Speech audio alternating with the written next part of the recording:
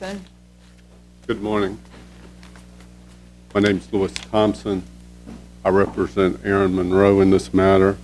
It's an issue of plain error, and I think preliminarily we have to decide if there was an error made by Judge Dever in this case, and I think the record speaks clearly that there was an error made in his computation of the mandatory minimum sentence in this matter. Would you make sure to address to all this last-minute flurry of presentation I will, Your Honor. made by the government? Your Honor, as the filing by the government indicates, I did not receive a copy of the correspondence that was directed to Judge Dever. The letter does indicate that I had no objection to it. My very vague recollection is that the probation officer called and said that there was a mistake in the pre-sentence report based on the calculation of the mandatory minimum that worked to my client's favor at that point. I said there was no objection based on the calculation going from 84 to 60 months. Judge Dever never addressed that correspondence, nor did he amend the pre-sentence report to reflect that misapprehension that was changed, of course, by the Aileen case. Then he proceeded to sentence Mr. Monroe in a manner that, at least to my thinking, expressed his either not having seen that memorandum, not had paid attention to it, or disagreed with it, in that Judge Dever announced that he was going to sentence Mr. Monroe to 240 months on the underlying count 1, and then 120 months on count 2, and that they were to run concurrently. And then, having announced the 240 months, he gave Mr. Monroe 84 months on the count 2 gun charge, which is, we contend, the incorrect mandatory minimum. Well, didn't he sentence him in the alternative? He said, if I made an error, I still do this. He did, Your Honor, but his alternative variant sentence, as he called it, said that he considered the 32, 35 issues and any misapprehensions of the guidelines. It would be our contention that if it wasn't a misapprehension of the guidelines, the guidelines state pretty clearly that the mandatory minimum is the appropriate guideline sentence. You're saying it's a constitutional error, not a guidelines error, isn't that it? That's right. Okay. And that if he, and because of it being a guideline range, the 60 months, if he was going to vary or depart from that, he should have said that, not just express some consideration of the other sentencing factors. Well, assuming that's true, and follow up on Judge Keenan's question about a constitutional error, this case was calendared initially because it looked like a good case to set what is the standard of review for an Aileen case. So let's assume we get to that point. What should the standard of review be for an Aileen error? The standard review in the context of review of plain error, Judge? Well, I know plain error, but I mean, like, for example, constructive amendments are per se reversible in some circuits. Things like that could play into an Aileen issue. Or do you think it's just plain error analysis I think it's plain error analysis. without any other help? I think so, yeah. That would be our position. That does raise the issue that I reflected on in preparing for this. We do concede it was plain error, but because of the way the sentence was crafted and the fact that there was no discussion as to which was the proper mandatory minimum, I'm not sure, and I'm not excusing what I didn't do, but I'm not sure when I would have objected to the misapprehension by the judge of what was the appropriate sentence, because he really didn't announce it in terms of what was the mandatory minimum. And this does have an effect on Mr. Monroe, because under the sentence as it now stands, he gets 2 more years than he possibly would have received if the 60 months had been utilized. We would concede that under the guideline range, he could have gotten up to 327 months, and he got 324. But again, I think Judge Dever should and is required to have accounted for why he entered that 84 months. And I would call the court's attention to his statement of reasons, where he checked the box that said that there was a mandatory minimum sentence imposed. And that seems to indicate that he was under the misapprehension that the mandatory minimum was 84 and not 60. That would be my presentation, unless the court has questions. Okay, sir. Thank you. Thank you, Judge.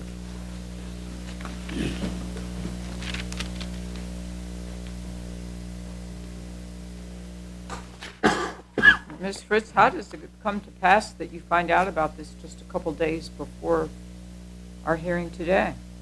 Well, as I detailed in our letter, as I was reading through the sentencing transcript, there were certain things that just seemed odd about it. Yeah, but you've already written a brief in the case. Why all of a sudden do you do your due diligence 3 days before? All I can say is that initially, upon looking at the sentencing hearing as well as the docket entries, there was no notation of this letter update to the court. As I was reading through the sentencing transcript, there were a lot of things that puzzled me. This was 3.5 months after a lien had been decided. There was really no discussion during the sentencing hearing about the mandatory minimum. It seemed to be a non-issue.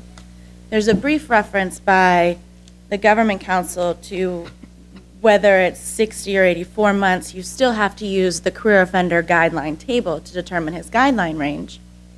And then before imposing and announcing the sentence itself, the court said, I appreciate the effect of delay on this case and how the effect of the 924C and how I'm supposed to structure the sentence. And at that time, I found myself thinking that the only effect the delay could have had from my reading was Eileen. I wasn't sure what else had changed. Over a year had elapsed between the defendants pleading guilty and the sentencing itself. There were about 6 continuances for various reasons by the probation officer or by the defense attorneys in this case. And I was aware that in the past, the probation office had, when significant cases had come down, such as Simmons or the Supreme Court decision in Dorsey and other matters, had done an update. So I just called the probation officer in an effort to put into context the district court's comment about the effect of delay. And in talking with him, he looked into his file and he said, I did prepare and provide the court this letter updating the PSR prior to sentencing. In light of that and the fact that this letter is part of the record, I wanted to bring this to the court's attention. Part of what record? The record on appeal? It is part of the district court record below. It was entered into the docket, so it would be part of what is considered the record. So we just pick up stuff from the record below when the record on appeal is filed here? Well, what is filed here, my understanding is the parties prepare the joint appendix, which is pulling the most relevant portions of the record. We're not moving to supplement the record in any way because this is a document that was filed with and before the district court. I guess what's troubling is I understand your explanation, but it doesn't seem like there's anything in there to indicate it couldn't have been found before or shouldn't have been found before this last minute. It seems, I mean, we get these cases all the time, and I understand these things happen. You didn't try the case. No, I did not. That's the danger of these cases. When you don't try it, I take it you did talk to the counsel who did. I did. I spoke with the AUS. Didn't know anything about it? Didn't remember it? Didn't bring it up? I spoke with the AUSA upon finding this. I specifically asked her, did she recall this? And I insisted that she go through. Upon finding this, but I think Judge Wooden's question is, did you talk with them when you were preparing your brief? Unfortunately, I was not the attorney who prepared this brief. I am not certain whether my colleague did speak with the AUSA. When I was So we're assigned. going to treat every lawyer that comes on this case like, well, you're not responsible. Go check with the lawyer who was on this case before. You can change them up every day. So if someone replaces you, didn't do something, then we'll say, well, I didn't talk to the one that was here. I just prepared it on the record. That doesn't sound right, and I know, don't answer, because I don't think you can fix that one. But that can't happen. We're trying to avoid this happening again. And I know you've learned a lesson here. I'm sure there's a lesson, but probably it's a good idea to talk to the counsel who actually did the case and let them read your brief and says, what's missing here?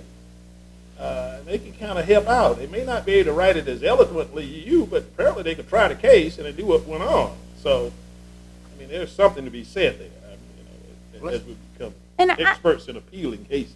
I do appreciate the court's concern, and the timing is unfortunate. But at the same time, upon finding this, we were faced with a problem where we had confessed, we had said the district court erred. And we take pretty seriously before we admit and we say the district court committed an error and the error was plain. You had conceded that. We had conceded that, and upon receiving this letter. When conceded? Well, first of all, if this court were inclined to hold us to that concession, there's nothing that I can do about that. Hold you to what you say you conceded to? Yes. You did it. We didn't. We're not holding you to anything. You said it. Yes, you we conceded it. did concede And it. the brief on the other side was written based upon your concession. Now you come back and say, we don't concede. And now it's all changed up. Should we now let the other side go back and rewrite because you don't concede? How does that work? You shouldn't make concessions lightly, should you? No, and we You don't didn't make that lightly. concessions You studied lightly. it, researched it, and thought it through real carefully before you did it. That's correct. Let's talk about the standard of review. Okay. Your opponent says it's plain error. Some circuits say it's harmless error. Others say that an Eileen error is a constructive amendment to the indictment and therefore per se requires resentencing. Where do you stand? In this particular case, because the defendant did not lodge any Eileen or Sixth Amendment-based objection, Well, first of all, from his argument, I don't think he ever knew about that letter. It went from the probation agent to the judge. And the record's not clear that the judge made any reference to that letter during sentencing. So how in the world is he supposed to know to make an objection? at that point, Eileen had been decided for over 3.5 months. Defense counsel who found themselves in a situation where an Eileen error would have benefited their client, they were making those objections. So in this situation, to the extent that the defense attorney believed that there was error and that that error was harmful to his client, he was obligated to raise that, present that to the district court, and permit the district court to rule on it. He did not do that here. So I absolutely believe that he needed to make this objection, and I would suggest that part of the reason no objection was made is that going into the sentencing, at least if one were to look at what the probation officer said, nobody disputed the revised calculations. Everybody was on the same page about the revised mandatory minimum and the modified, and the effect that that mandatory minimum had on the guidelines calculations, which inured to the defendant's benefit. So it would make complete sense for no objection to be lodged here. Well, you know, Ms. Fritz, what's striking me as I'm listening to this and listening to opposing counsel, and you're trying to tell us about what happened or what didn't happen or what the court knew, isn't the obvious solution just to send it back and have the court resentence? I mean, why wouldn't the government agree to that? I mean, you're part of the problem by conceding error. Isn't the most sensible thing to just say, Judge Dever, do it again? This is just too confusing. The person's constitutional rights are at issue. Just resentence. What's wrong with that? The problem with that is that the defendant has not met the plain error standard. It is a more rigorous standard, and he has the obligation of showing that his substantial rights were affected. We maintain that in this case, his substantial rights were not affected. The court crafted what it believed was an appropriate sentence within the defendant's advisory guideline range. That sentence was 324 months. Right, but this isn't just a guidelines error, this is a constitutional error. And Savion Matute dealt with guidelines calculations. This goes beyond just guidelines calculation. There's a constitutional error. I agree, but generally, even constitutional errors may be subject to a harmless error analysis, or in this case, because the burden is on the defendant, he must show his substantial rights were affected. Right, but the burden goes up, doesn't it, on the government when there's a constitutional error? Don't you have to show it was harmless beyond a reasonable doubt? If the burden were on the government, but here the burden is not on the government. The defendant has the burden of persuading this court that there was an error that was plain that affected his substantial rights, and that this court should exercise its discretion to notice. Our position is that he can't make that showing.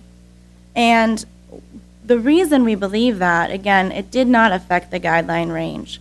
The court, in sentencing the defendant, selected an aggregate sentence here. The court said, I'm not going to go as high as government counsel would like, which was the top of the guideline range. I'm going to go a little bit less than that. He imposed a sentence of 324 months, which was about 3 months less than the top of the advisory guideline range. The court noted that it was familiar with how, in a career offender context with a 924C count, how it was supposed to craft that sentence, apportioning the sentence between the relevant convictions. Unlike some of the other cases where a case has been remanded on the belief that the defendant could show a violation of his substantial rights, this is not a case where the court could not have imposed a lesser sentence. The court sentenced him to 324 months, assuming it were error and that it imposed the 84-month sentence on count 2 in error. The court was still able to exercise its discretion and impose a lesser sentence because it had the flexibility with Right. counts 1 and 3. I guess this gets back to the question of our review here. If there's a constitutional error, isn't that more serious than simply a guidelines calculation error in which the court could have sentenced the person within that realm? I mean, if the Constitution imposes certain requirements and they aren't met, why isn't that a more serious consideration that we have to account for? I appreciate the distinction that the court's drawing between a guidelines mistake and a constitutional error. But at the same time, the defendant has to show that it affected his substantial rights. Here, the defendant speculates that, well, maybe I would have gotten 60 months. But under the circumstances of this case, which is a little bit atypical, typically you do have a particular guideline range for a count. More often, when it's not a career offender context, the 924C guideline range is the mandatory minimum. And in that circumstance where it's far easier to say the court imposed the 7 years because it had to. It believed it had to. Here, though, the court had the ability to fashion an overall sentence that it believed was appropriate, and I think that this court needs to give credence to the district court's explanation that I've thoroughly considered the Rule 3553A factors. He discussed at length the defendant individually in the context of this case, this crime, what the court believed were aggravating factors, what were mitigating factors. And at the end of the day, the court said, I believe that this sentence, 324 months, is the appropriate sentence for the defendant under the 3553A factors. Give me your take at JA 103 about the judgment's statement of reasons that stating that a mandatory sentence was imposed. Does that indicate the judge thought the mandatory minimum was 7 years rather than 5, notwithstanding that letter from the probation agent? No. If you look at that section of the statement of reasons, it's titled, I believe, mandatory minimum sentence. There are 3 options. First, there was no mandatory minimum. Second, the mandatory minimum was imposed. Third, there was a mandatory minimum, but the sentence is below the mandatory minimum. Specify the reasons. So anytime the mandatory minimum or higher is imposed, the court is going to check that box. there's no place on that form, unfortunately, which would perhaps be better for the court to specify, this is what I believe the mandatory minimum is. So in this circumstance, the court checking that box simply acknowledges that the court imposed a sentence at or above the mandatory minimum applicable to the case. So that doesn't help the defendant in the way I believe that the defendant believes it does, just based on the specific options that the court is provided. I would like to talk briefly about the fourth prong of the plain error test, which is this court does have discretion whether or not to recognize the error. If this court found that there was an error, we would argue that this court can exercise its discretion not to notice this error. There was no dispute that a firearm was brandished in this case. The defendant admitted that. He admitted that by failing to object to the offense conduct that was laid out in the PSR. Here, the court emphasized the appropriateness of the 324-month sentence. In this case also, the defendant pleaded guilty, fully believing he was subject to a 7-year sentence, 7-year mandatory minimum. So this is not a situation where the defendant was unaware of what he was pleading guilty to. I think that the record does suggest, in light of this letter. Well, is your argument going that the evidence was so overwhelming that no reasonable jury could have found otherwise, or is it on the basis of aiding and abetting or conspiracy? Because the young lady said both had a gun, so that means somebody had a gun, even though one of them might have been a BB gun. One was a BB gun and one was an actual firearm, as defined by statute. If this were a case that had gone to trial, I would perhaps be arguing that the evidence was so overwhelming that had the jury been instructed to find this element, it would have done so. And in cases such as that, this circuit, as well as other circuits, have found that the error did not affect substantial rights, or that it would not be recognized under those circumstances. So wasn't it in an unpublished opinion we did it in? Was that it? Or was there some other means we did that to say that overwhelming evidence is sufficient to overcome where the element is not specifically found? I know that at least in one unpublished opinion, Yeah, I think it's in a unpublished. 924C I don't context. think we've done that in a published opinion. I'm not sure if it's in the context of a 924C, but I didn't survey all of the harmless error jury instruction That's type. messy, isn't it? Trying to figure out when the evidence is overwhelming and not on these things. I mean, isn't that kind of reaching to some extent? I mean, we got, just get the element. Well, in this case, though, the defendant did not challenge the recitation of the offense conduct. During the Rule 11, it was also referenced that this was a gunpoint robbery. Whether under a direct theory that the defendant was holding the firearm, or under an aiding and abetting theory, the elements of Rosemond that are satisfied here. So at a minimum, the defendant aided and abetted his father's brandishing of the firearm. So this isn't a situation where there's some unfairness or the perception of the judiciary would be compromised, because there is no dispute. Under these circumstances, a firearm was brandished either by the defendant or his father, and the court provided a very robust discussion of why it believed this sentence was appropriate. And given that robust discussion, as well as the court's announcement that this was the sentence it thought that it would impose, regardless of the guideline range, just based on the 3553A factors, as an alternative sentence, this is a situation where we would urge the court not to exercise its discretion to recognize any error. And if there are no further questions from the panel, I ask that you affirm the judgment of the district court. Okay, thank you. Rebuttal?